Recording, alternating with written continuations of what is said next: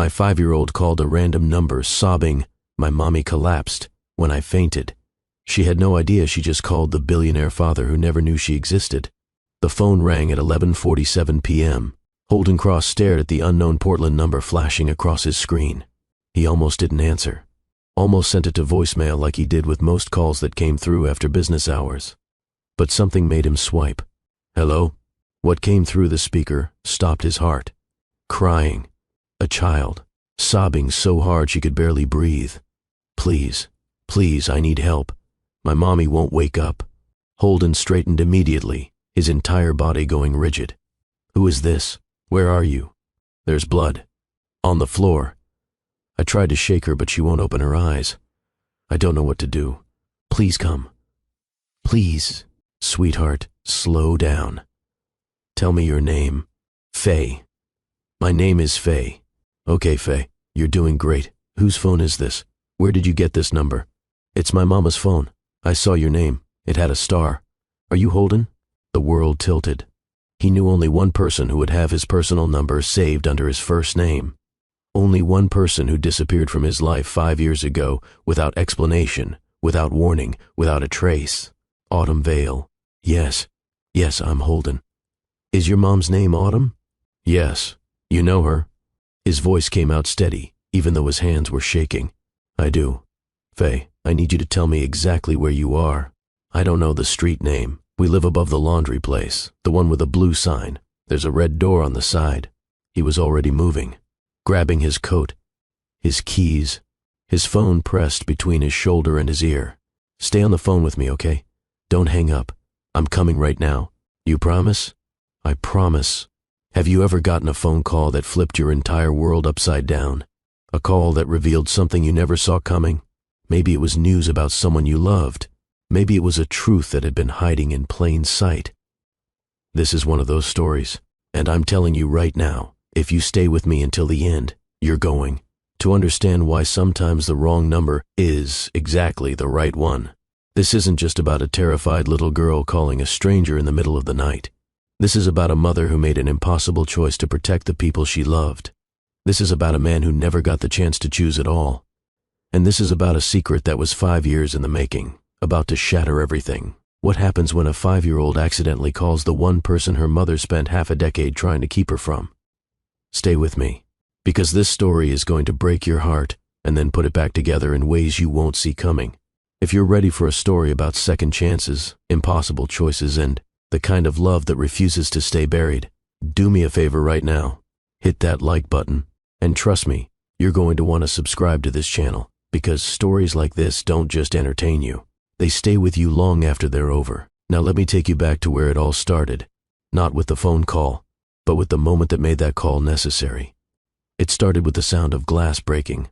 In the small apartment above Riverside Coin Laundry on Hawthorne Street in Southeast Portland, Autumn Vale stood at the bathroom sink, gripping the edge of the counter. Her vision blurred. The room tilted sharply to the left. She'd felt off all day, lightheaded, weak, but she'd pushed through like she always did. 2 freelance design deadlines, a full day of client revisions, dinner for Faye, bath time, bedtime stories. She hadn't eaten since breakfast. A piece of toast, black coffee. Now her body was done asking nicely. The glass she'd been holding slipped from her fingers and shattered against the tile floor. She reached for the sink again, but her knees buckled. She fell hard. Her temple cracked against the edge of the porcelain bathtub. Pain exploded white and hot across her skull. Then everything went dark. In the living room, 5-year-old Faye sat on the floor in her pajamas, watching cartoons on the old television her mom had bought secondhand. She was coloring in her dinosaur book, humming along to the theme song, when she heard the crash. She looked up. Mama. No answer. Faye set down her crayon and stood. Her small feet padded across the worn carpet toward the bathroom. Mama, are you okay? Still nothing. She pushed the door open wider and froze. Her mother lay on the floor, eyes closed. One arm stretched out across the broken glass. Blood, dark and red, pooling slowly beneath her head. Faye's stuffed lamb dropped from her hand. For a moment, she couldn't move, couldn't think. Her chest felt tight. Her eyes burned, but she didn't scream. She didn't panic. She remembered what her mama had told her, over and over, every time they practiced. If something bad ever happens and mama can't help you, you find my phone, you call someone, you ask for help. You're brave, baby. You can do it. Faye turned and ran to the kitchen. She dragged a chair across the floor to the counter and climbed up on shaking legs. Her mother's phone sat next to the microwave, plugged into the charger. She grabbed it with both hands. The screen lit up. No password. Mama never locked it when they were home. Faye's heart pounded in her chest as she opened the contacts. Her fingers scrolled down the list. She didn't know most of the names. Aunt Jessa lived far away in California. Miss Trina from daycare might not answer this late. Then she saw it, a name at the very top of the favorites list, a little gold star next to it. Holden. She didn't know who Holden was, but the star meant he was important. Mama only put stars next to important things. Faye pressed the name with her tiny finger and lifted the phone to her ear. It rang once, twice. Then a man's voice came through, deep, calm. Hello? Faye's throat closed up. She almost hung up, but then she looked back toward the bathroom, toward her mama on the floor, and she found her voice. Holden Cross had been standing at the floor-to-ceiling window of his penthouse overlooking the Willamette River when the call came through. The city glittered below him, cold, distant, beautiful in a way that felt empty. He'd been thinking about her. He hated that he still did that. 5 years later, and Autumn Vale still lived in the corners of his mind. The way she used to organize his schedule with color-coded notes, the way she'd leave coffee on his desk during late nights without saying a word, the way she'd looked at him the last time he saw her, like she wanted to say something but couldn't. And then she was gone. No resignation letter, no forwarding address, just gone. He'd searched for her, hired investigators, called every contact they had in common. Nothing. It was like she'd vanished into thin air. Eventually, he'd forced himself to stop looking, told himself she'd made her choice, that maybe he'd imagined the connection between them. But now a little girl was on the phone, crying, terrified, calling from Autumn's number. He didn't hesitate. Faye, listen to me very carefully. I need you to stay calm, okay? Can you do that for me? Okay. Her voice was so small, so scared. Good girl. Is your mama breathing? I think so. Her chest is moving a little bit. Relief flooded through him. That's good. That's really good. Now I need you to do something for me. Can you find a towel? A clean one? Yes. He heard her little feet running. A drawer opening. I got one. Perfect. I want you to fold it up and put it under your mama's head very gently. Just like a pillow. Can you do that? Uh-huh. He heard her breathing. Heard the soft sounds of her moving carefully. I did it. You're doing amazing, Faye. I'm so proud of you. Now tell me again where you live. Above the laundry place. It has a blue sign. We're in apartment 2C. Holden was already in the elevator. The doors closed as he pressed the parking garage button. Is there a street name? Anything you remember? Mama says we live on Hawthorne, near the place with the good donuts. That was enough. He knew the area. Knew exactly which laundry she meant. I'm in my car right now, Faye. I'm coming as fast as I can. You stay on the phone with me, okay? Don't hang up. Okay. Tell me something. What's your favorite color? Purple. Purple's a great color. What about animals? You like animals? I love dinosaurs. Dinosaurs are awesome. Which one's your favorite? The T-Rex. Because it's strong. Holden's throat tightened. He pulled out of the parking garage and onto the street. Rain misted against the windshield. The city blurred past him as he pushed the speed limit. You're strong too, Faye. You know that? I am. Absolutely. You're helping your mama right now. That's the bravest thing in the world. She was quiet for a moment. Then, in a voice so soft he almost missed it, she said, I'm scared. I know, sweetheart, but I'm almost there. Just a few more minutes. He ran 2 red lights. Took a corner too fast. Didn't care. 12 minutes after the call started, he pulled up in front of a narrow brick building, with peeling paint and a faded blue sign that read, Riverside Coin Laundry. A metal staircase clung to the side of the building. At the top, a red door hung slightly crooked on its hinges. Holden killed the engine and took the stairs 3 at a time. The door to apartment 2C was cracked open. Just an inch. He knocked gently. "Faye, it's Holden. I'm here." The door swung open, and there she was, a tiny girl with dark curls falling past her shoulders, big hazel eyes rimmed red from crying, barefoot. One of her socks had fallen off. She clutched the phone in one hand and a stuffed lamb in the other. She looked up at him. "You came." Holden's chest cracked wide open. "I did." She stepped aside, and he entered the apartment. It was small, neat, the kind of place that was clearly loved despite its age. A pile of folded laundry sat on the couch. Children's drawings covered the refrigerator. A pot of soup still sat on the stove, long since gone cold. But Holden didn't focus on any of that. He moved straight to the bathroom. Autumn lay on her side on the tile floor, a small towel folded carefully beneath her head. Her face was pale, too pale. Blood had dried in a thin trail from her temple, down to her jaw. Her breathing was shallow but steady. Holden dropped to his knees beside her. His hands shook as he gently brushed her hair back from her face. He checked her pulse, checked the wound. It wasn't deep, but head injuries were unpredictable. "Autumn," he said softly. "Can you hear me?" Nothing. He turned to Faye, who stood in the doorway watching him with wide, frightened eyes. "You did everything right, Faye. Your mom is going to be okay, but we need to get her to a hospital." Faye nodded quickly. Holden slid his arms beneath Autumn's shoulders and knees and lifted her carefully. She was lighter than he remembered. Too light, like she'd been stretching meals, skipping her own so Faye could eat. His jaw tightened. "Faye, grab your coat, okay? And your shoes." She ran to the closet and pulled out a pink puffer jacket and a pair of light-up sneakers. She fumbled with the laces. Holden adjusted Autumn in his arms and looked down at the little girl struggling with her shoes. "It's okay. Just slip them on. We'll tie them in the car." She nodded and shoved her feet in. Together, they left the apartment. Holden carried Autumn down the metal staircase as carefully as he could. Faye followed close behind, clutching her lamb and her mother's phone. He settled Autumn in the back seat of the SUV, her head resting against the window. Faye climbed in beside her and immediately reached for her mother's hand. Holden got behind the wheel and pulled onto the street. He knew the fastest route to the nearest hospital, knew which ER had the shortest wait times this time of night. The rain picked up.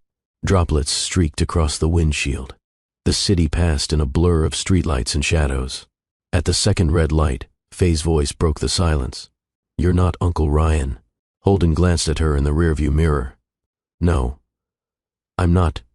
Mama talks about someone named Ryan sometimes. He lives downstairs. I'm not Ryan." Faye was quiet for a moment. Then, "Are you Holden?" "I am. Mama has your name in her phone, with a star." His hands tightened on the steering wheel. "Does she?" "Uh-huh. She doesn't call you, though. I asked her once why you had a star if she never called. She said sometimes you keep people close, even when they're far away." Holden's throat closed. He didn't know what to say to that. Didn't know how to process the idea that Autumn had kept his number all these years, that she'd thought about him, talked about him, that she'd had a child who looked about 5 years old. The timeline was starting to form in his head. Unwanted, undeniable, but he pushed it aside. Not now. Right now, Autumn needed help. "She's going to be okay," he said quietly, more to himself than to Faye. "You promise?" He met her eyes in the mirror, those hazel eyes that looked so familiar it hurt. "I promise." Faye held his gaze for a long moment. Then she nodded and turned back to her mother, resting her small hand on Autumn's arm. 10 minutes later, Holden pulled up to the emergency room entrance of Portland General. He didn't bother with parking, just threw the SUV into park right in front of the sliding glass doors. He lifted Autumn out of the back seat. Faye scrambled out after him, clutching her lamb. Holden strode through the doors without waiting for a nurse. He walked straight past the check-in desk, past a security guard who started to protest, and directly into the trauma bay. She collapsed. Head injury, possible concussion. She's been unconscious for over 20 minutes. She needs imaging, now. A nurse in blue scrubs rushed over, eyes wide. "Sir, you can't just..." "She needs help." His voice was calm but absolute. Now, something in his tone made the nurse stop arguing. She turned and called for a doctor. Within seconds, a team descended. They transferred Autumn onto a gurney, asked rapid-fire questions. Holden answered what he could. Faye stood beside him, silent and trembling. As they wheeled Autumn away, Faye grabbed Holden's hand. He looked down. Her fingers were so small, so cold. He squeezed gently. "Come on," he said. "Let's go sit down." The waiting room was nearly empty. Fluorescent lights hummed overhead. A television in the corner played the news on mute. The air smelled like disinfectant and burnt coffee. Holden led Faye to a row of plastic chairs near the window. She climbed up onto the seat beside him and pulled her knees to her chest. He noticed she was still holding her mother's phone, still clutching her lamb. "You did really good tonight, Faye," Holden said gently. "Your mama would be really proud of you. I was scared I called the wrong person." "You didn't. You called exactly the right person." She looked up at him. "How do you know my mama?" Holden hesitated. How did he explain this to a 5-year-old? "I used to work with her. A long time ago. Did you like her?" His chest tightened. "Yeah, I did. A lot. Do you still like her?" He met her gaze. Honest, unflinching. "Yeah, I still do." Faye seemed to consider this. Then she said, "She doesn't have a lot of friends. Just Aunt Jessa, and Miss Trina from daycare, and Ryan downstairs, but he's old." Holden's heart ached. "What about you? You have friends?" "At daycare, but not a lot. Mama says that's okay. She says having one good friend is better than having 100 fake ones." "Your mama's right." They sat in silence for a moment. Then Faye yawned, a big, jaw-cracking yawn that made her eyes water. "You tired?" Holden asked. "A little. You can rest if you want. I'll wake you up when the doctor comes." Faye looked uncertain. "What if Mama needs me?" "Then I'll make sure you're there, I promise." She studied his face for a long moment. Then, seemingly satisfied, she leaned against his side and closed her eyes. Holden sat very still. He barely breathed. This little girl, this stranger, she trusted him, and he didn't even know if he deserved it. He looked down at her, at the way her dark curls fell across her face, the shape of her nose, the stubborn set of her chin, even in sleep, and the thought that had been forming in the back of his mind since the moment he saw her pushed its way to the front. "She looks like me." No, he shut it down. It was impossible. Autumn would have told him. She wouldn't have kept something like that from him. Would she? He sat there in the fluorescent hum of the waiting room, a sleeping child leaning against him, and tried not to think about the fact that 5 years ago, Autumn had disappeared. 5 years ago, she'd left without a word, and now she had a daughter who was approximately 5 years old. He tried not to think about it, but the math was already done. 40 minutes later, a nurse in green scrubs approached. She had kind eyes and a calm demeanor. "Are you here with Autumn Vale?"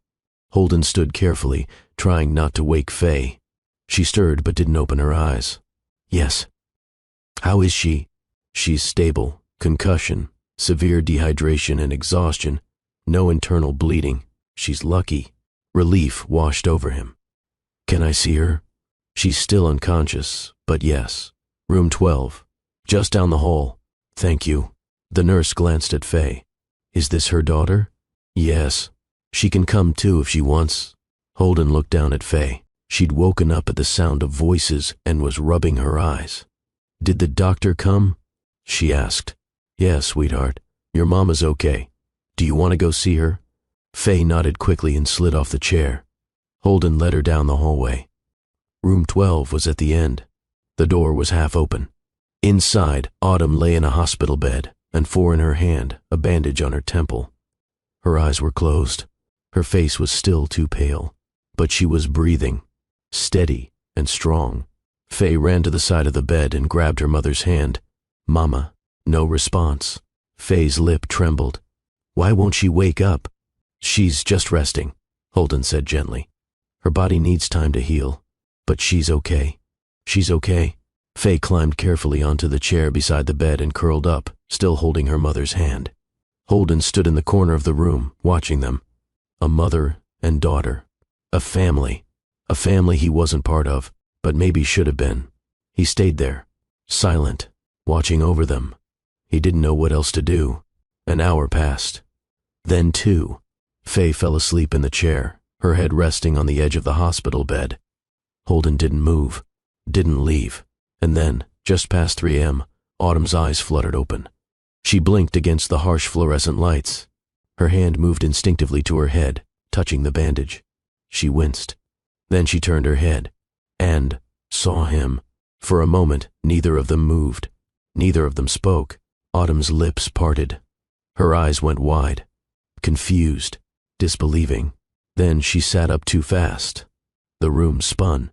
The four tugged at her hand. Holden stepped forward. Careful. She pressed a hand to her temple, breathing hard. What are you doing here? Her voice was hoarse, shaking. Faye called me.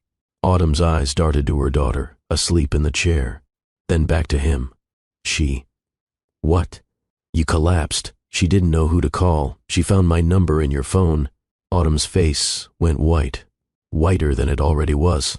No, she wasn't supposed to. She was terrified, Autumn. She needed help. You shouldn't be here. Her voice cracked. Where else would I be? She looked away. Her jaw trembled. You should go. I'm not going anywhere. Holden, I haven't heard from you in 5 years. His voice was quiet, but edged with something raw. Something that had been building for half a decade. You disappeared. No explanation. No goodbye. I looked for you, for months, and now I find out you have a daughter. She's not your concern. The words hit him like a slap. He stepped closer. His voice dropped. Isn't she? Autumn's breath hitched. She shook her head. Don't. How old is she, Autumn?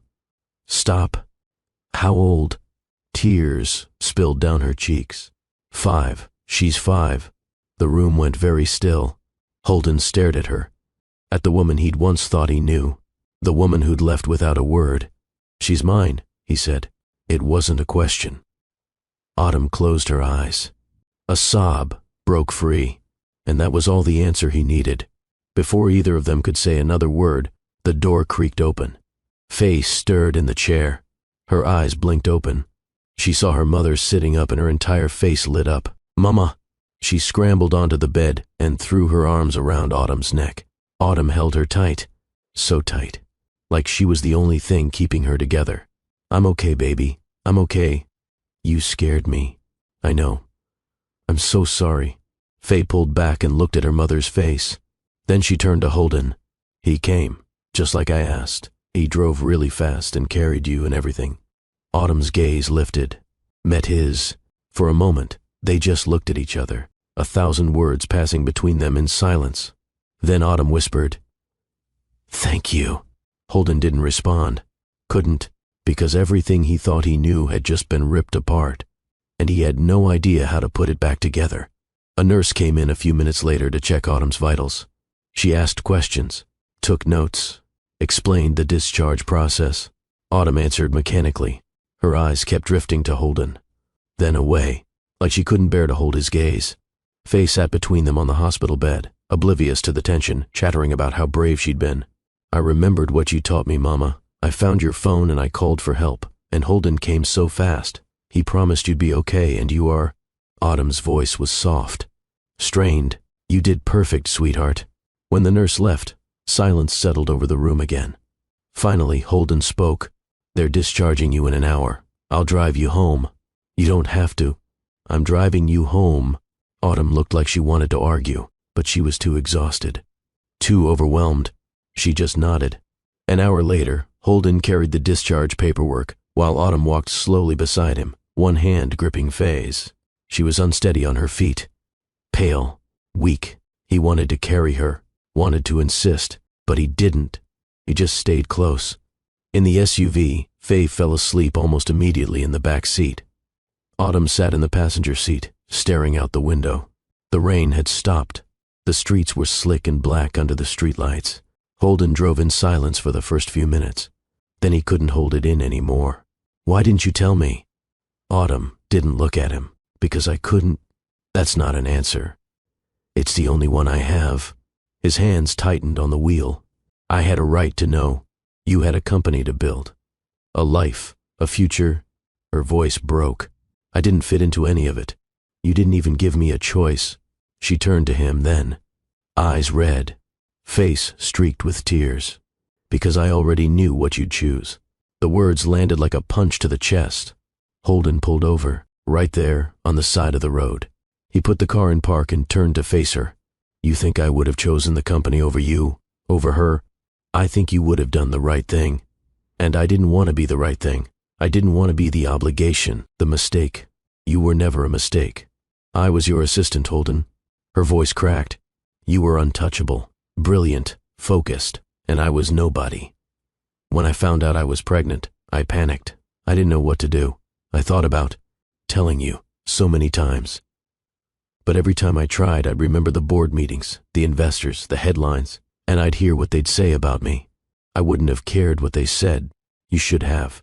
Your reputation mattered. Your company mattered. I wasn't going to be the scandal that destroyed everything you built.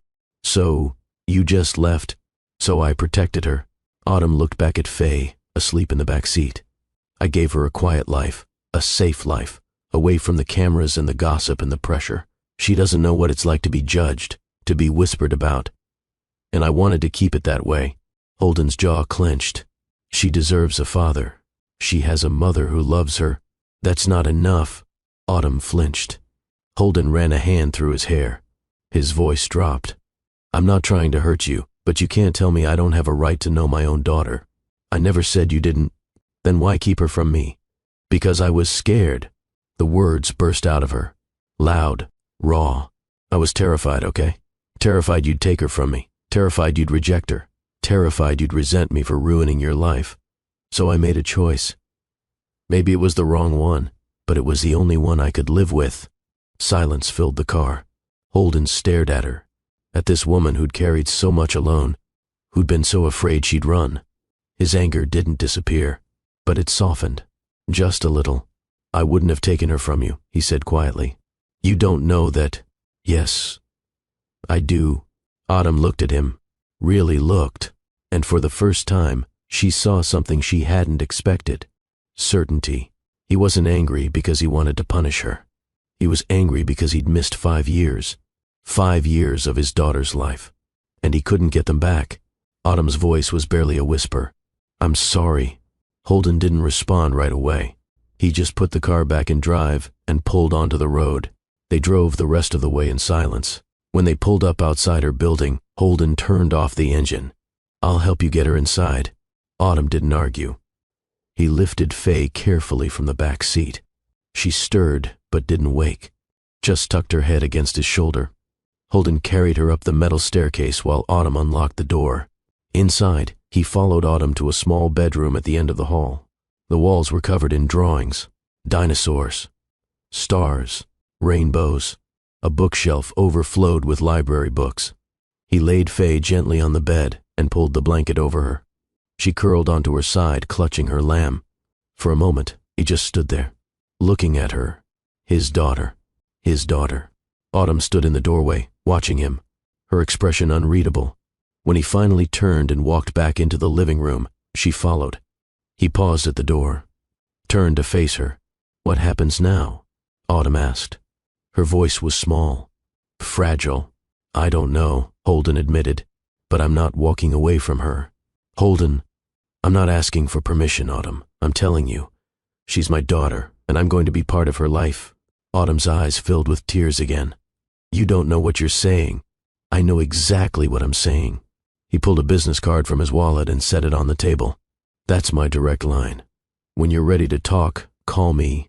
He walked to the door, paused, looked back. I'm glad you're okay.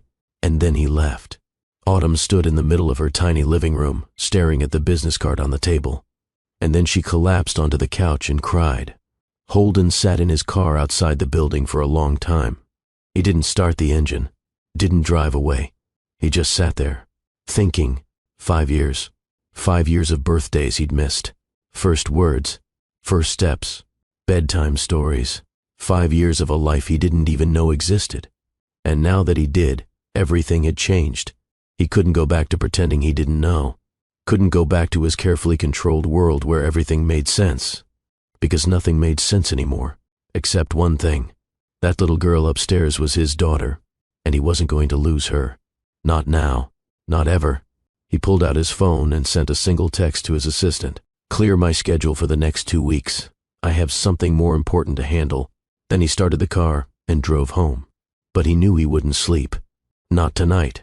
Maybe not for a long time. The next morning, Autumn woke to sunlight streaming through the thin curtains of her bedroom. Her head throbbed. Her body ached. The events of the previous night felt like a bad dream, until she saw the hospital discharge papers on her nightstand. It was real. All of it. She sat up slowly, wincing at the sharp pain in her temple. The bandage was still there. A reminder. From the other room, she heard Faye's voice, singing softly to herself. Autumn stood and walked slowly to the kitchen. Faye sat at the table, coloring in her dinosaur book. She looked up when her mother entered and smiled. "You're awake." "I am." Autumn's voice was hoarse. "How long have you been up?" "Not long. I made myself cereal. I didn't spill." "Good job, baby." Autumn poured herself a glass of water and sat down carefully at the table. Faye watched her with big, serious eyes. "Are you still sick?" "Just a little tired, but I'm okay." "Holden said you'd be okay. He promised." Autumn's chest tightened. "He did, huh?" "Uh-huh. He's really nice, Mama, and he drove super fast, and he carried you like you were a princess." Autumn didn't know what to say to that. Faye tilted her head. "Is he your friend?" Autumn hesitated. "He used to be. Can he be your friend again?" "I don't know, sweetheart. I think he wants to be. He was really worried about you." Autumn's throat closed. She reached over and smoothed Faye's curls. "Finish your coloring, okay? Mama needs to make a phone call." Faye nodded and went back to her dinosaurs. Autumn walked to the living room and picked up the business card Holden had left on the table. She stared at it for a long time. Then she picked up her phone and dialed. The phone rang 3 times before he picked up. Holden Cross. His voice was professional. Clipped, like he was in the middle of something important. Autumn almost hung up. "It's me." Silence. Then his tone shifted. Softer. "Autumn, I'm calling because..." She paused, took a breath. "Because you're right. We need to talk." "Okay, but not over the phone, and not here. Faye doesn't know about you, about any of this, and I need to figure out how to tell her before anything else happens. I understand. Do you?"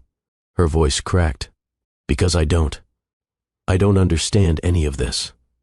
You were supposed to stay gone. You were supposed to stay in the past where it was safe. Safe for who?" She didn't answer. Holden's voice was gentle but firm. "I'm not trying to blow up your life, Autumn, but you can't expect me to pretend I don't know, that she doesn't exist." "I know." Tears slipped down her cheeks. "I know, so let's talk. Face to face. Just the two of us." "When?" "Today. This afternoon. There's a coffee shop on Division, Sterling Grounds. Do you know it?" "I know it." 2 o'clock.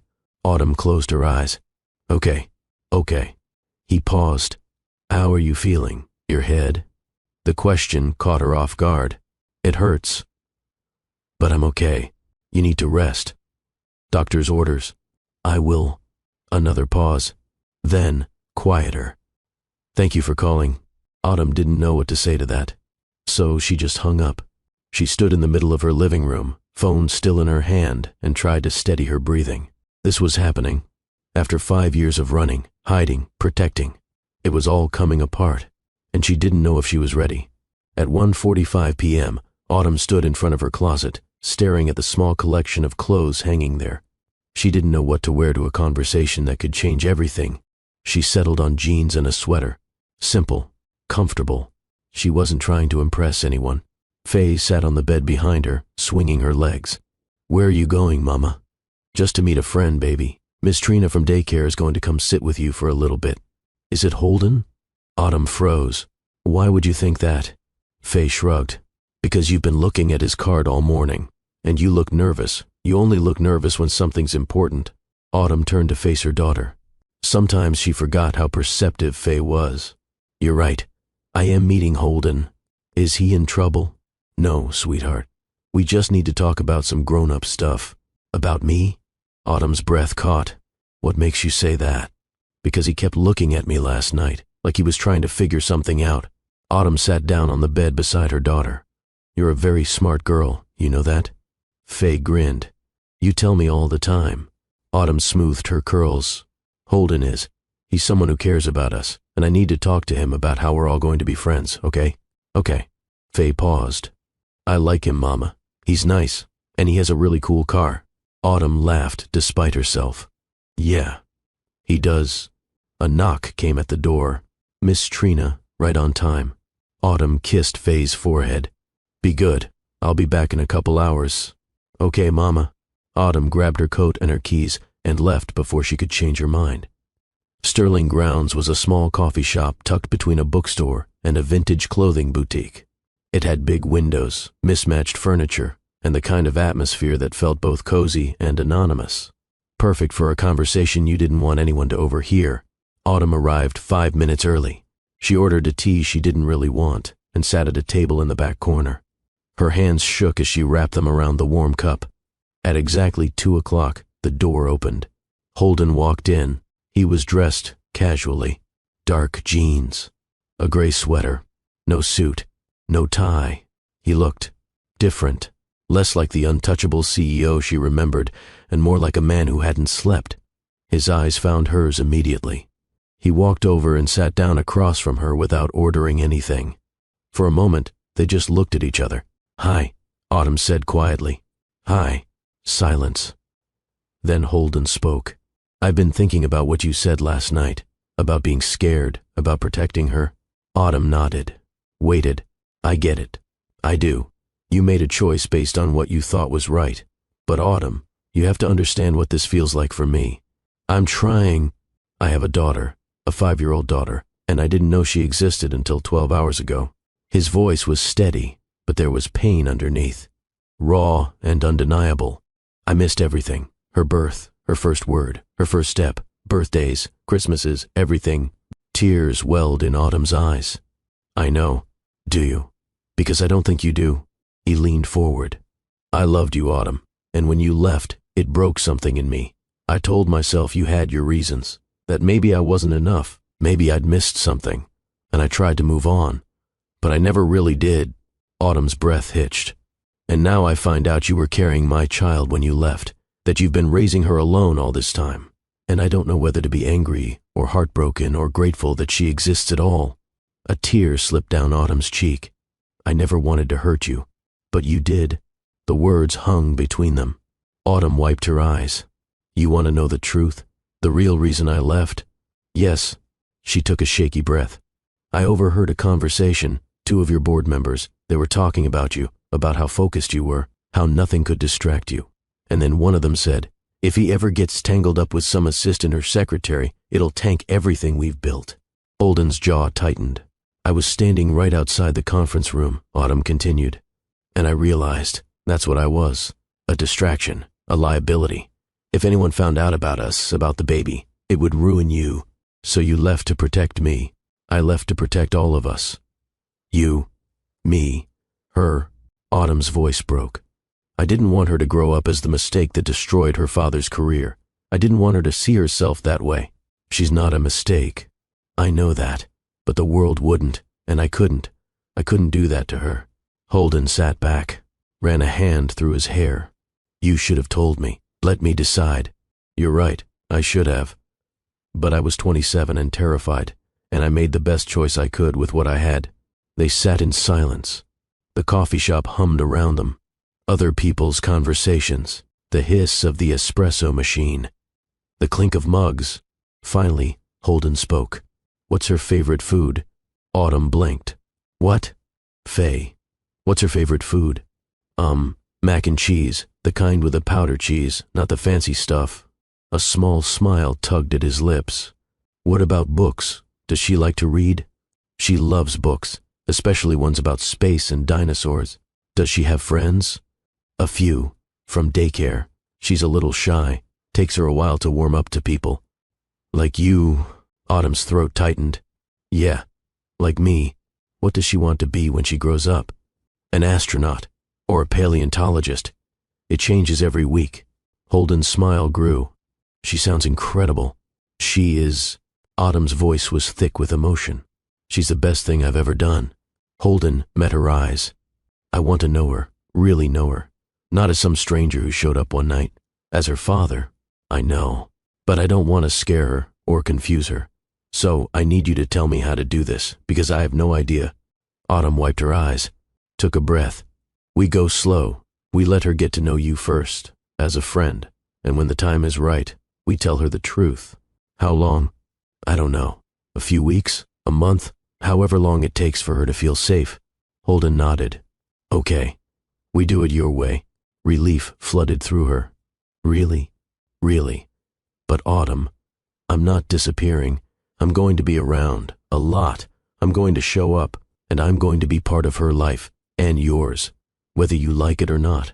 Despite everything, Autumn laughed. A small, broken sound. I don't think I have a choice. You don't. They sat there for another hour, talking, not about the past, not about the hurt, but about Faye, about who she was, what she loved, her quirks, her fears, her dreams. And for the first time in 5 years, Autumn didn't feel alone. When they finally left the coffee shop, Holden walked her to her car. Thank you, he said, for calling, for talking to me. Thank you for listening. He hesitated. Then, can I come by tomorrow to see her? Autumn's heart clenched, but she nodded. Yeah, come by around 4. She'll be home from daycare. I'll be there. He stepped back, watched as she got into her car. As she drove away, Autumn glanced in the rearview mirror. Holden was still standing there, watching, and something inside her shifted. Maybe, just maybe, this could work. The next afternoon, Faye sat at the kitchen table coloring when the knock came. She looked up. Is that Miss Trina? No, baby, it's Holden. Faye's face lit up. Really? Really? He wanted to come visit. Is that okay? Yes. Faye jumped down from her chair and ran to the door. Autumn followed, her heart pounding. She opened the door. Holden stood there, holding a small bag. Hi, he said. Hi, Autumn replied. Faye peeked around her mother's leg. Hi, Holden. He crouched down to her level. Hey, Faye, I brought you something. Her eyes went wide. You did? He reached into the bag and pulled out a book. The cover showed a T-Rex standing under a starry sky. I heard you like dinosaurs in space, so I thought, maybe you'd like this. Faye took the book with reverent hands. This is so cool. You think so? Yeah, thank you. She hugged the book to her chest and looked up at her mother. Can Holden stay for a while? Autumn met Holden's eyes. He looked hopeful, nervous. Yeah, she said softly. He can stay. Holden spent the next 2 hours sitting on the floor with Faye, reading the dinosaur book, building block towers, and answering approximately 1 million questions. Do you like dinosaurs? I do now. What's your favorite color? Blue. What's yours? Purple. Do you have a dog? No. Do you want one? So bad. But Mama says our apartment is too small. Maybe one day. Autumn watched from the couch, her chest tight with emotion. This was her daughter. And him, together. It felt surreal, terrifying, and somehow, right. When Holden finally stood to leave, Faye hugged his leg. Will you come back? He looked at Autumn. She nodded. Yeah, he said, ruffling Faye's hair. I'll come back. At the door, he paused. Thank you, he said quietly to Autumn. For what? For letting me in. She didn't know what to say, so she just nodded. And as he walked down the stairs, Faye tugged on her mother's hand. I really like him, Mama. Autumn's eyes filled with tears. Yeah, baby, me too. Over the next 2 weeks, Holden became a regular presence in their lives. He came by after work, brought dinner, fixed things around the apartment that had been broken for months. The leaky faucet, the loose cabinet door, the window that wouldn't close all the way. He read to Faye every night he was there, played with her, listened to her ramble about her day, and, slowly, he and Autumn started to rebuild something, not what they'd had before, something new. One evening, after Faye had gone to bed, Holden and Autumn sat on the small balcony outside her apartment. The city stretched out below them, quiet, glowing. She asked me today if I was going to be her dad, Holden said quietly. Autumn's heart stopped. What did you say? I told her I'd like to be, if that was okay with her. And what did she say? Holden smiled. She said okay. And then she asked if that meant she could call me Dad. Tears spilled down Autumn's cheeks. I told her she could call me whatever she wanted, Holden continued, and she said she'd think about it. Autumn laughed through her tears. That sounds like her. They sat in silence for a moment. Then Holden spoke again. I know this is complicated. I know we're figuring it out as we go. But Autumn, I don't regret any of this. She looked at him. You don't? No, I wish I'd known sooner. I wish things had been different. But I'm grateful I know now, and I'm grateful for her, for you. Autumn's voice was barely a whisper. I never stopped loving you. Holden's breath caught. I tried, she continued. I tried so hard to move on, to forget, but I couldn't. And every time I looked at Faye, I saw you, and it hurt. But it also felt like I still had a piece of you with me. Holden reached over and took her hand. I never stopped either, he said. They sat there, hands intertwined, hearts healing. And for the first time in 5 years, Autumn felt hope. Real, tangible hope. That maybe, just maybe, they could be a family. 3 weeks after that first phone call, Faye asked the question Autumn had been dreading. They were eating breakfast. Pancakes. Holden had stopped by early to make them before heading to the office. He just left. The door had barely closed, and Faye looked up at her mother with those big knowing eyes. Mama, is Holden my dad? Autumn's fork clattered to her plate. She stared at her daughter. Faye didn't look upset, just curious. Why do you ask that, baby? Because he looks like me, and he's here all the time, and you look at him the way Princess Anna looks at Kristoff in Frozen. Autumn's heart pounded. How long have you been thinking about this? A while. Faye shrugged. I asked Miss Trina if it was possible to meet your dad when you're already 5, and she said sometimes dads don't know about their kids right away, but when they find out, they come. Is that what happened? Tears filled Autumn's eyes. She reached over and took Faye's small hand. Yeah, sweetheart, that's what happened. So, he is my dad? Yes. Faye was quiet for a moment, processing. Then she said, okay. Autumn blinked. Okay. Yeah. I think he's a good dad. He reads good voices for the dinosaurs. And he fixes stuff. And he makes you smile. Autumn let out a choked laugh. He does, doesn't he? Faye nodded seriously. Can I call him Dad now, or do I have to wait? You can call him whatever you want, baby. Okay, I'm gonna call him Dad. And just like that, it was done. No drama, no confusion, just a little girl who'd found her father, and a father who'd found his way home. That night, when Holden came by, Faye ran to the door. Hi, Dad. Holden froze. His eyes went wide. He looked at Autumn. She smiled, nodded. He crouched down and pulled Faye into his arms, and he held her for a long, long time. Life changed after that night. Not all at once, not dramatically, but in small, significant ways that added up to something bigger than Autumn had ever imagined. Holden started showing up every morning before work. He'd bring fresh bagels from the bakery down the street, coffee for Autumn, chocolate milk for Faye. They'd eat breakfast together at the small kitchen table, Faye chattering about her dreams, Holden listening like every word was precious. Because to him, it was. He'd miss 5 years. He wasn't going to miss another moment. Autumn watched it happen, watched her daughter fall in love with her father, watched Holden transform from the controlled, untouchable CEO she'd once known into someone softer, someone present, someone real. And she felt herself falling all over again. It terrified her.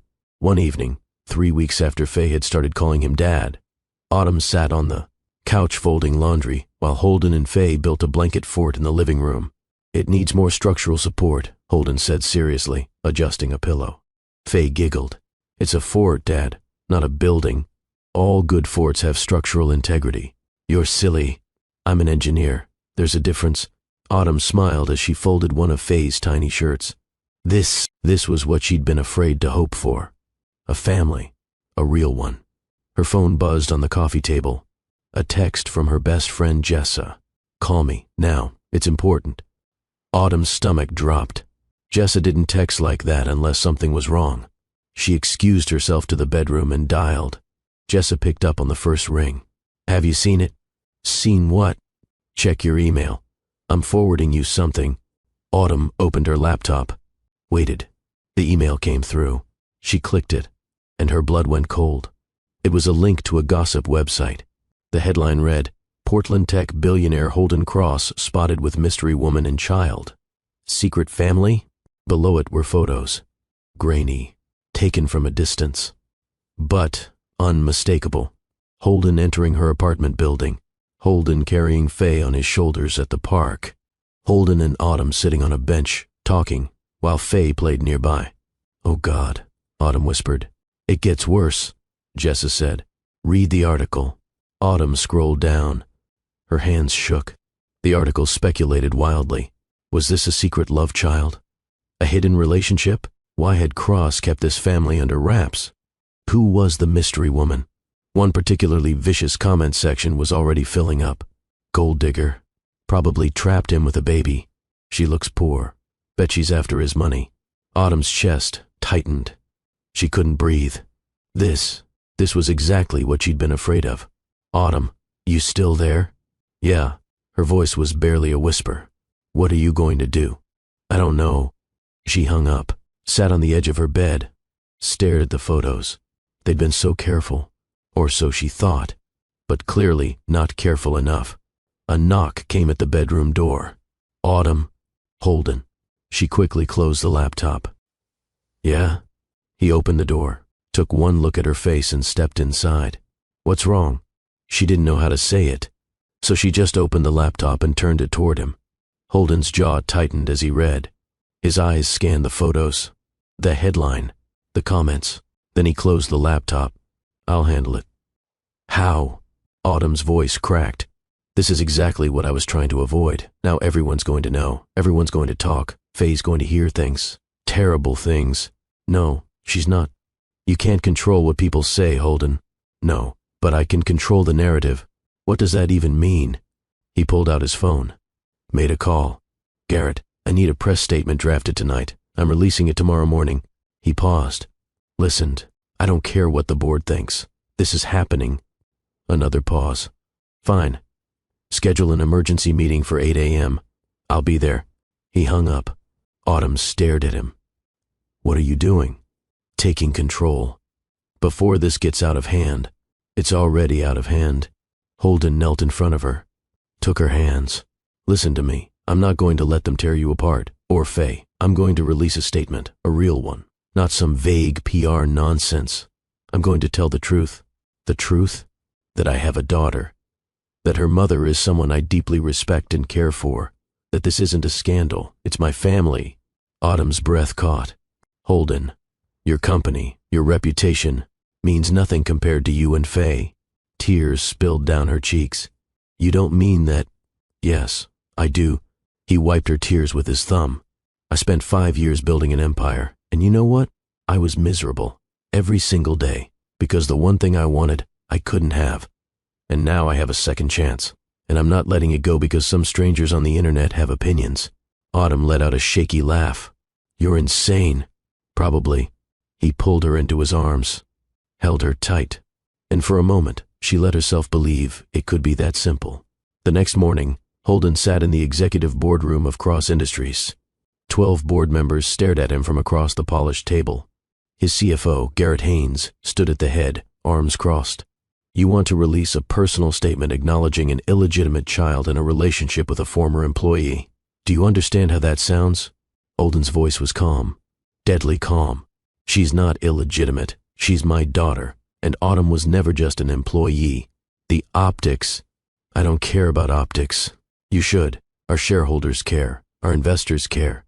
Then they can sell their shares." The room went silent. Garrett blinked. "You're not serious."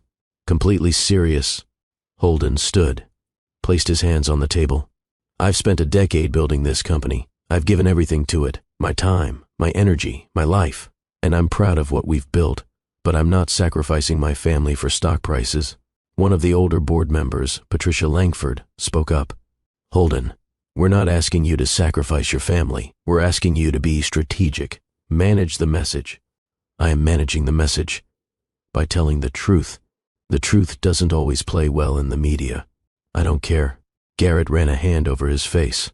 "If you do this, If you release this statement, the media is going to dig. They're going to find out everything. Where she lives, where the kid goes to school. Her entire life is going to be exposed. Holden's stomach twisted. He hadn't thought about that. Patricia leaned forward. We're not trying to be cruel, Holden. We're trying to protect you. And if you care about this woman and this child as much as you say you do, you'll protect them too. Holden sat down slowly. She was right. If he released a statement, the media would descend. They'd camp outside Autumn's apartment, follow Faye to daycare, dig into Autumn's past, turn their quiet life into a circus. And he'd be the one who caused it. What do you suggest? He asked quietly. Garrett exchanged a glance with Patricia. Let us release a neutral statement, Garrett said. Something vague. Acknowledge that you're spending time with family. No details, no names. Let the story die down naturally. And if it doesn't, then we reassess. Holden closed his eyes. Every instinct in him screamed to fight, to stand up and declare the truth. But this wasn't just about him anymore. It was about Faye, about Autumn, about protecting them. Fine, he said finally. Draft a neutral statement. Garrett nodded. I'll have it ready by noon. Holden stood and walked out without another word. In the parking garage, he sat in his car and dialed Autumn. She picked up on the second ring. How did it go? They talked me out of the full statement. Silence. Autumn. That's probably for the best. You, I don't know. Her voice was shaky. I don't want Faye's life to turn into a media circus. She's 5, Holden. She doesn't deserve that. I know. So what happens now? We lay low, let the story die. And we keep doing what we're doing. Hiding. Protecting. Autumn let out a bitter laugh. Isn't that how this whole mess started? Holden didn't have an answer for that. Later that day, Cross Industries released a brief statement. Holden Cross values his privacy and asks that the media respect his personal life. He remains committed to his work and his responsibilities. No further comments will be made at this time. It was corporate, sterile, safe, and it did absolutely nothing to stop the speculation. By the end of the week, 3 more gossip sites had picked up the story. Photos continued to surface. Theories multiplied. Autumn stopped taking Faye to the park, stopped going to her favorite coffee shop, started looking over her shoulder every time she left the apartment. She was living in fear again, and she hated it. One evening, after putting Faye to bed, she sat on the balcony and stared out at the city. Holden had texted earlier, asked if he could come by. She told him no, said she needed space. The truth was, she didn't know what she needed. She'd spent 5 years building a quiet, safe life for Faye, away from judgment, away from scrutiny, and now, in a matter of weeks, it was all falling apart. Her phone buzzed.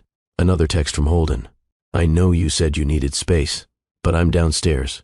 If you want to talk, I'm here. If not, I'll leave. Autumn closed her eyes. She should tell him to go, should protect what little peace she had left.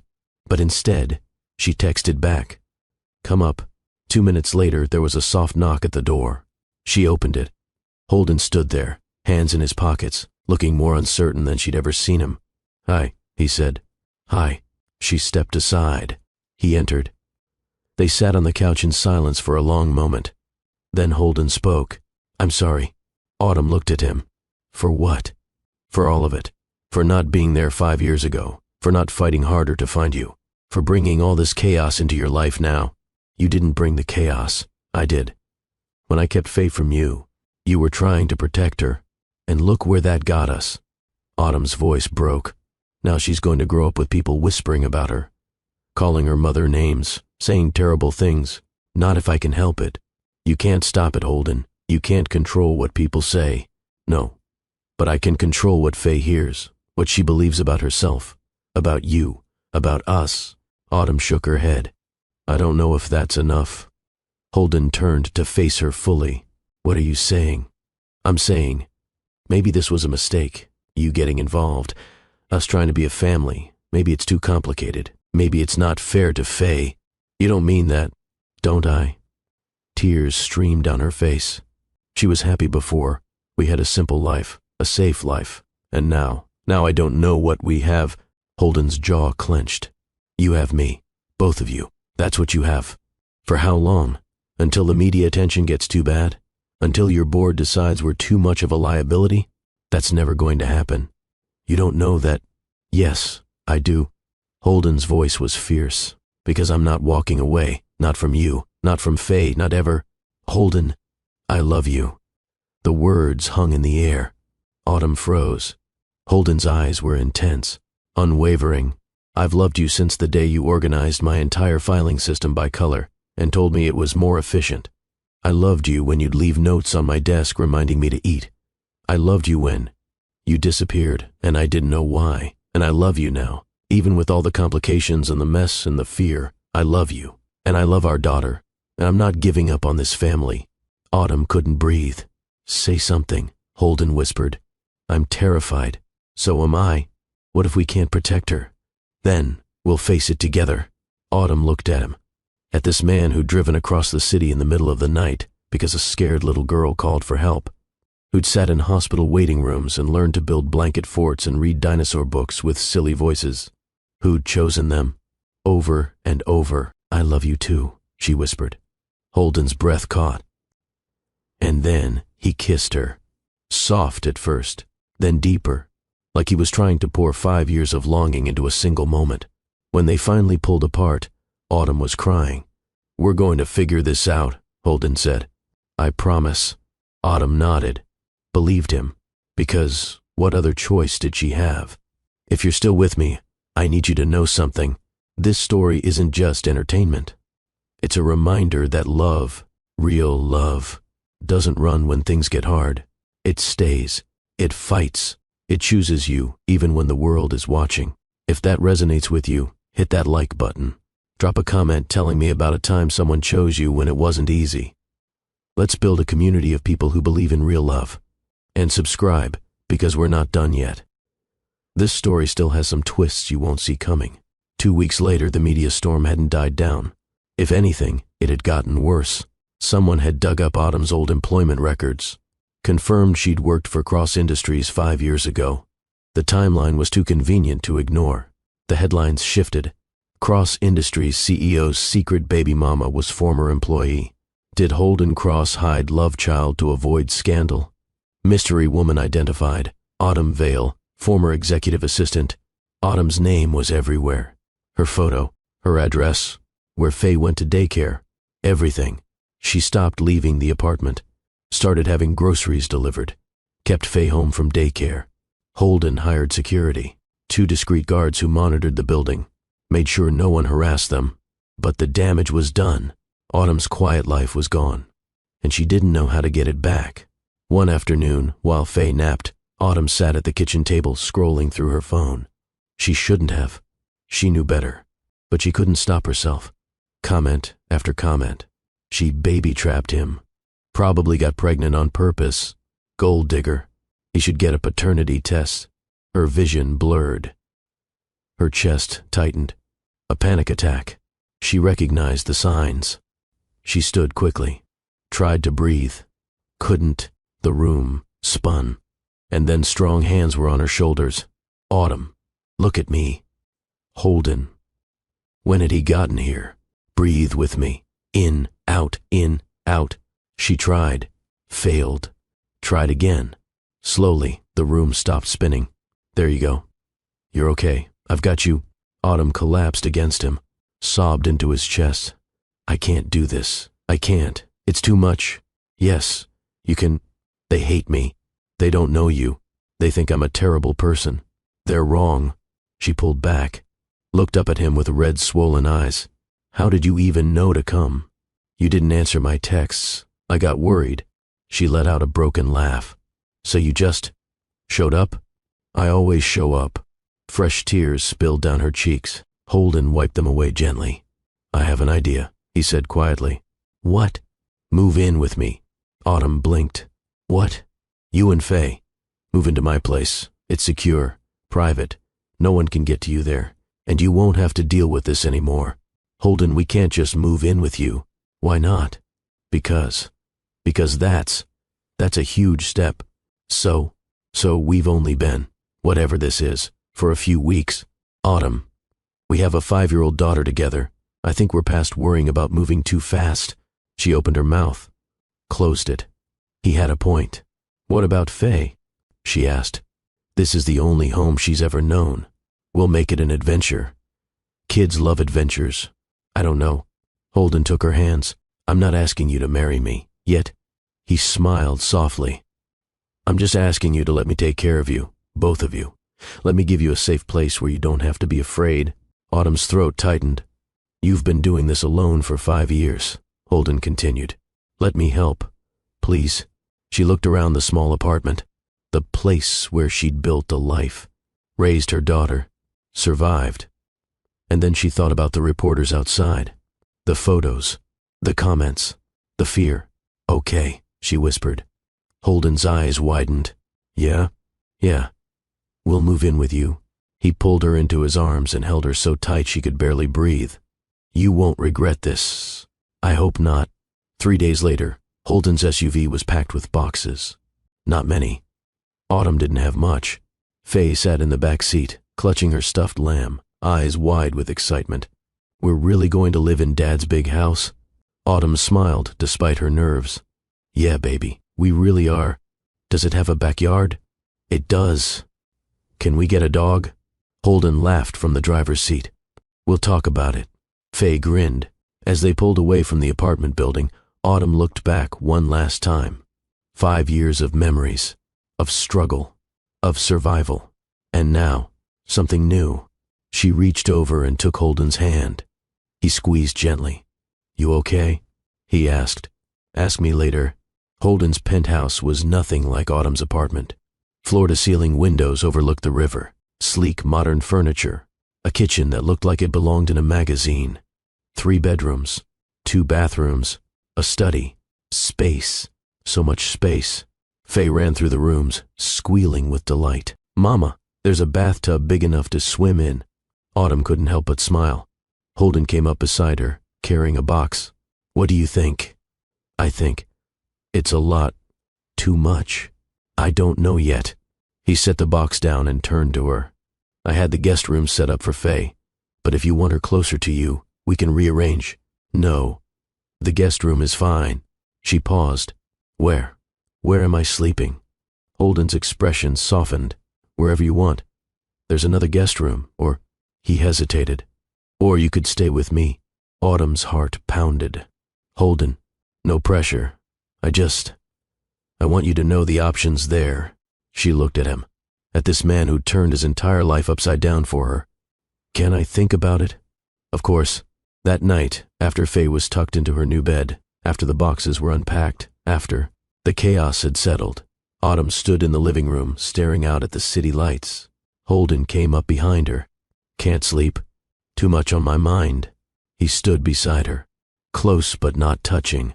Want to talk about it? I keep thinking. What if this doesn't work? What if we're making a mistake? Then we'll figure it out. Together. You make it sound so simple. It is simple. I love you. You love me. We have a daughter. Everything else is just details. Autumn laughed softly. I don't think your board would agree. I don't care what the board thinks. She turned to face him. You keep saying that, but eventually. You're going to have to care. This is your company, your legacy. You're my legacy. His voice was fierce. You and Faye. Not some corporation, not stock prices or quarterly reports. You. Tears filled Autumn's eyes. I don't deserve you. Yes, you do. He cupped her face in his hands. You've been fighting alone for so long. Let me fight with you. Let me be your partner. In all of it. Autumn's voice was barely a whisper. I'm scared. I know. So am I. But I'd rather be scared with you than safe without you. And then he kissed her. Slow, deep, full of promise.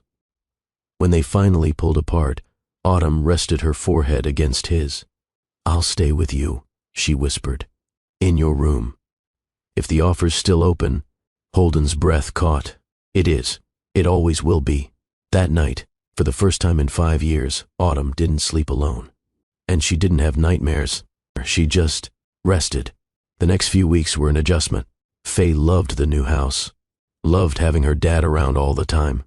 Loved the big backyard and the fancy bathtub and the fact that Holden made pancakes that were somehow better than Mama's.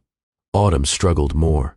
She wasn't used to being taken care of, wasn't used to someone else cooking dinner or doing laundry or handling the things she'd always handled alone.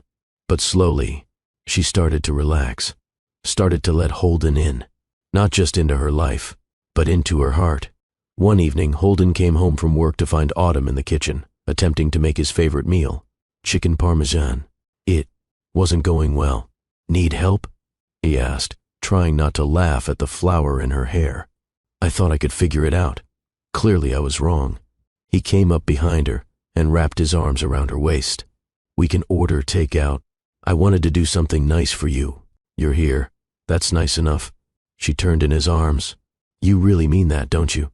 Every word.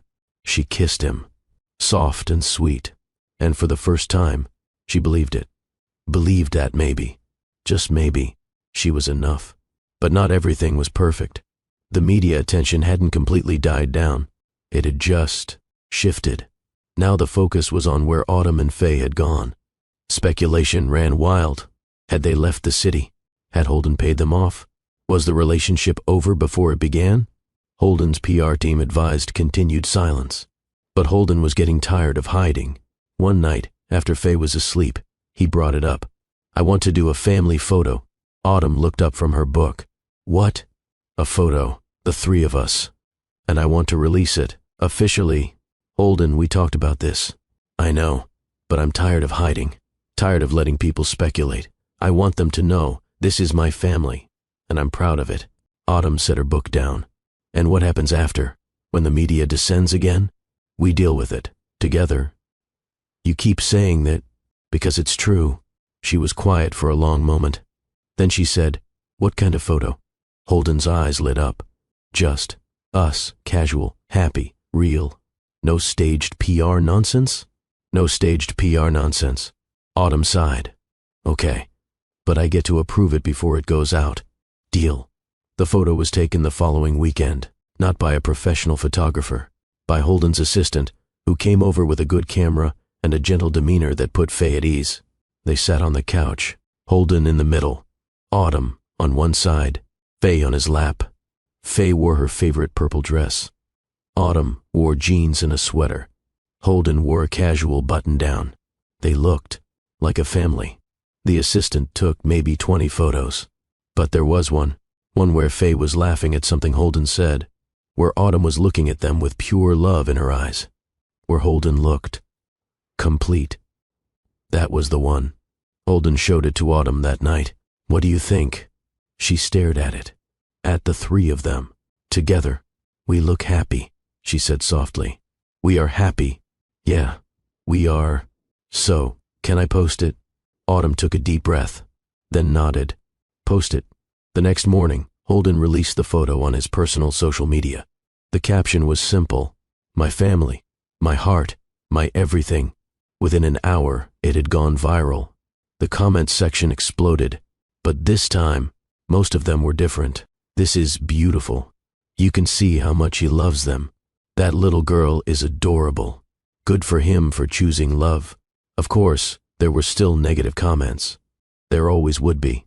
But they were drowned out by the positive ones, by people who saw what Holden saw. A family. Imperfect. Real. Worth fighting for.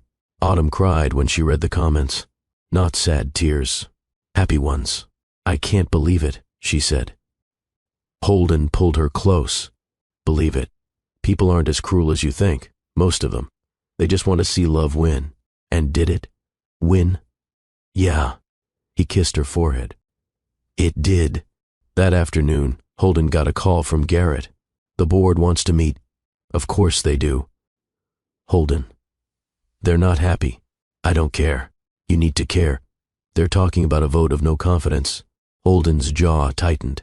"Let them vote. You could lose your position as CEO. Then I lose it." Silence on the other end. Then Garrett said quietly, "You really mean that?" "I do. They're not going to understand. They don't have to. This is my choice, my life, and I'm done letting other people dictate it." Another pause. Then Garrett laughed. A real, genuine laugh. "You know what? Good for you. You're not mad." "Mad?" I'm impressed. I've worked with you for 8 years, and this is the first time I've seen you actually. Happy? Holden smiled. Thanks, Garrett. Don't thank me yet. You still have to face the board tomorrow. I'll be ready. The board meeting was exactly as tense as Holden expected. 12 stone-faced executives staring him down. Patricia Langford spoke first. That photo was ill-advised. I disagree. You've made your personal life a spectacle. I've claimed my family publicly. There's a difference. The shareholders are concerned. The shareholders will survive. One of the younger board members, Marcus Chen, spoke up. Actually, they're thriving. Everyone turned to look at him. Marcus pulled up a tablet. Since the photo was posted, our stock has gone up 3%. Public sentiment toward the company has improved. People like seeing a CEO who's human, who has a family, who isn't just a corporate robot. Patricia frowned. That's unexpected, but true. Marcus looked at Holden. Turns out authenticity sells. Holden fought back a smile. Patricia sat back, looked around the table. Well, I suppose if the numbers support it, they do. Marcus confirmed. The tension in the room eased. Garrett leaned over and whispered, "Looks like love wins again." Holden smiled. Yeah, it did. Life settled into a new rhythm after that. Holden still worked, but he left the office at 5 every day. No exceptions. Dinner was sacred. Family time was sacred. Autumn started taking freelance design projects again. Working from home. Building her career back up on her terms. Faye started at a new school. A private one with better security. She made friends. Thrived. And slowly, the media attention faded. Because there was no scandal. No drama. Just a family. Living their life. One evening, 6 months after the photo, Holden came home with a small box in his pocket. His heart pounded as he walked through the door. Faye ran to greet him like always. "Dad, guess what I learned today?" "What?" "How to spell Tyrannosaurus." "That's amazing. Can you spell it for me?" She did. Perfectly. He high-fived her. Autumn appeared from the kitchen, wiping her hands on a towel. "Dinner's almost ready." "Perfect." He kissed her. "Can we talk after Faye goes to bed?" She raised an eyebrow. "That sounds ominous." "It's not. I promise. After dinner. After Faye was bathed and read to and tucked in. After the dishes were done and the house was quiet." Holden led Autumn out to the balcony. The city sparkled below them. "What's this about?" Autumn asked. Holden took her hands. "I've been thinking about us, about our family, about the future." "Okay." He took a breath. 5 years ago, you left because you thought I'd choose my career over you, over Faye. And I hate that you ever believed that, but I understand why you did." Autumn's eyes filled with tears. "I want you to know," Holden continued, "that every single day since I found out about Faye, since I found you again, I've chosen you, both of you, over everything else, and I'm going to keep choosing you. For the rest of my life." He dropped to one knee. Autumn gasped. He pulled out the small box. Autumn Vale. "You're the strongest, bravest, most incredible woman I've ever known. You raised an amazing daughter. You survived when everything was against you. And you gave me a second chance I didn't deserve. I love you. I love Faye. And I want to spend the rest of my life proving to you that you made the right choice in letting me in." He opened the box. Inside was a simple, beautiful ring. "Will you marry me?" Autumn was crying, full-on sobbing. "Yes," she choked out. "Yes, yes, yes." Holden stood and slid the ring on her finger. And then he kissed her, deep and long and full of promise. When they finally pulled apart, they were both crying. "I can't believe this is real," Autumn whispered. "It's real. We're real. I love you. I love you too." They stood there, holding each other, looking out at the city that had brought them back together. And, for the first time, Autumn wasn't afraid. She was home. The next morning, Faye noticed the ring immediately. "Mama, your ring is so pretty." Autumn smiled. "You like it?" "I love it." "Where did you get it?" Autumn looked at Holden. He knelt down to Faye's level. "I gave it to your mama," he said gently, "because I asked her to marry me." Faye's eyes went wide. "You did?" "I did. And she said yes. Faye looked between them. So, you're going to be married, like in movies? Yeah, baby, Autumn said. Like in movies. Faye thought about this for exactly 2 seconds. Then she threw her arms around both of them. This is the best day ever. Holden laughed and pulled them both close. Yeah. It really is. The wedding was small.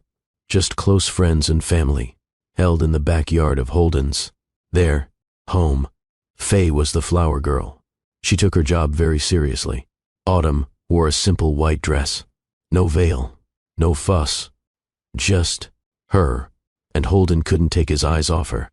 When she walked down the aisle, when she took his hands, when she said I do, he felt something he'd been missing for years. Wholeness. They exchanged vows they'd written themselves. Autumn's were simple. I spent 5 years running because I was afraid of being judged, afraid of being hurt, afraid of hoping for something I didn't think I deserved. But you taught me that love isn't about fear, it's about courage. And I choose to be courageous. I choose you, today and every day. Holden's were just as simple. I built an empire thinking that's what would make me happy. But I was wrong. You make me happy. Faye makes me happy. This, us, this is everything. And I promise to choose you, to fight for you, to love you, no matter what. There wasn't a dry eye in the crowd. When the officiant pronounced them husband and wife, Holden kissed Autumn like it was the first time and the last time all at once, and Faye cheered louder than anyone. At the reception, Holden gave a speech. Most of you know my story, how I built Cross Industries from the ground up, how I worked 80-hour weeks, how I sacrificed everything for success. He paused. But what you might not know is that I was miserable. I had everything I thought I wanted, and none of it mattered, because I didn't have her. He looked at Autumn. 5 years ago she left, and I didn't understand why. I was angry, hurt, lost, but now I know. She left because she loved me, because she wanted to protect me. And our daughter, his voice broke. And that kind of love, that selfless, sacrificial love, that's the real success. Not money, not power. Love. He raised his glass. So here's to second chances, to courage, to family, and to the woman who taught me what really matters. Everyone raised their glasses. To Autumn. To Autumn. Autumn was crying again. Holden walked over and pulled her to her feet. Dance with me. There's no music. So, she laughed and let him lead her to the middle of the backyard. And they danced, in silence, under the stars, just the two of them, until Faye ran over and insisted on joining. And then it was the three of them. A family. Finally. Completely. If this story has touched you, I need you to do something for me. Hit that like button. Share this video with someone who needs to hear it. Someone who's afraid to hope. Someone who thinks second chances don't exist. Someone who needs to know that love, real love, is worth fighting for. Drop a comment and tell me what this story meant to you. And subscribe, because I have more stories like this. Stories about courage, about healing, about love that refuses to give up. 1 year later, Faye was 6 now, confident, happy, thriving. She had friends, hobbies, a dog named Rex who she absolutely adored. Autumn's design business had taken off. She was working with major clients, making a name for herself. And Holden had stepped back from day-to-day operations at Cross Industries. He was still CEO, still involved, but he'd learned to delegate, to trust his team, to prioritize what mattered. One evening, the three of them sat on the couch. Faye wedged between her parents, Rex at their feet. They were watching a movie, some animated thing about dinosaurs in space, Faye's current obsession. Halfway through, she turned to Holden. Dad? Yeah, sweetheart. Do you ever wish things were different? Like, that you knew about me from the beginning? Holden's chest tightened. He looked at Autumn. She was watching him, waiting. He turned back to Faye. Honestly? Yeah. Sometimes I wish I'd been there from the start. For your first steps, your first words, all of it. Faye nodded seriously. But, Holden continued, I don't regret how things happened, because everything, all the hard stuff, it brought us here, to this, and I wouldn't trade this for anything. Faye smiled. Me neither. She turned back to the movie. Holden reached over and took Autumn's hand. She squeezed. And they sat there, together, watching dinosaurs float through space. A family built not on perfection, but on second chances, on courage, on love. Later that night, after Faye was asleep, Holden and Autumn stood on the balcony. Their spot. Do you ever regret it? Holden asked quietly. Telling me, letting me in. Autumn looked at him. Not even for a second. Even with all the chaos, the media, the scrutiny. Even with all of that, she leaned her head on his shoulder. You know what I regret? What? Waiting so long. I should have told you from the beginning. Should have trusted you. You were protecting her. I was protecting myself. From getting hurt. From being rejected. And in doing that, I hurt all of us. Holden turned to face her. We can't change the past, but we have the future. And I plan to make every day count. Autumn smiled. Me too. He kissed her forehead. I love you. I love you too. They stood there. In the quiet. In the peace. Two people who'd been broken. And were now whole. This is where our story ends. But it's also where it begins. Because real love isn't about perfect timing or ideal circumstances. It's about showing up. Even when it's hard. Even when you're scared. Even when the world is watching. Holden and Autumn's story teaches us that second chances are real. That courage is stronger than fear. That family isn't always about biology. It's about choice. It's about choosing each other. Every single day. If you've stayed with me until the end, thank you. Truly. Stories like this remind us what matters. They remind us to be brave. To hope. To love without holding back. I'm Dr. Phillips, and I believe in love. The messy kind. The complicated kind. The kind that doesn't give up. If you believe in it too, do me a favor. Hit that like button one more time. Leave a comment telling me what moment in this story hit you the hardest. Was it the phone call? The revelation? The proposal? I want to know. Share this video with someone who needs to hear it. Someone who's given up on love. Someone who thinks they've missed their chance. Someone who needs to know that it's never too late. And subscribe to Love and Twilights with Dr. Phillips. Because every single day, I'm bringing you stories that will make you feel. That will remind you what it means to be human. To struggle. To overcome. To love. Thank you for being here. Thank you for listening. Thank you for believing that stories like this matter. Because they do. You matter. Your story matters. And, somewhere out there, someone is waiting to choose you. Just like Holden chose Autumn. Just like Autumn chose courage. Just like Faye chose to make that call. One moment, one choice, one chance can change everything. I'll see you in the next story. Until then, choose love. Always choose love.